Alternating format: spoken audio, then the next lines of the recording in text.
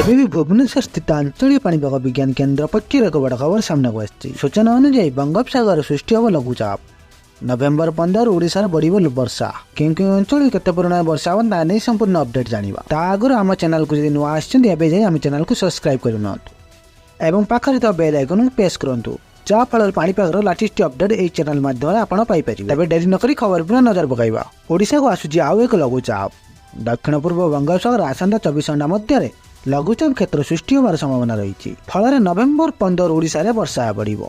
एने भुवनेश्वर स्थित आंचलिक पाणीपाग विज्ञान केन्द्र पक्षर सूचना दिया जायछि। पाणीपाग केन्द्र सूचना अनुसार दक्षिण पूर्व बंगोपसागर अंतर्गत थाईलैंड उपकूल रे घूर्णिबलय सक्रिय रही। यह क्रम लघुचाप परिणत होई उत्तर पश्चिम दिगକୁ गति करिवो। एही लघुचाप अवपादर परिणत हेबार मध्य संभावना रही। तबे लघुचाप प्रभाव ओडिशा समेत पूर्व भारतर विभिन्न राज्य रे वर्षार संभावना रही। ओडिशार उपकूलवर्ती जिलार अधिक वर्षा हेबो बोली पाणीपाग विज्ञान केन्द्र पक्षर पूर्वानुमान करि। तबे एने आगु आहुरी बहुत सूचना मिलिबो। अन्यपटे ओडिशा रे एबे शीतर लहरी दिनकु दिन बढ़िबार लागिछि।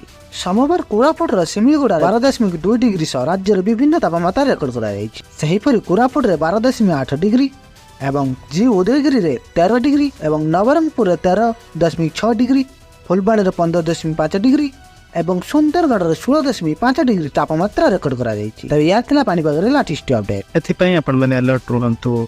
आपण माने हम वीडियो को केउ अचल देखुचंती हो आपण माने आंसर फाइल किपरि रहन्छ आपण माने हमको कमेंट माध्यम रे जणांतु। बस यह थिला पाणीपाग लेटेस्ट अपडेट। एही परि पाणीपाग सटीक सूचना चाहिए पई हम चैनल पर जोड़ी रुहंतु। Avenie subscribe करिवो on notification on करिवो। साथ पाणीपाग सटीक सूचना आपण माने हम चैनल पर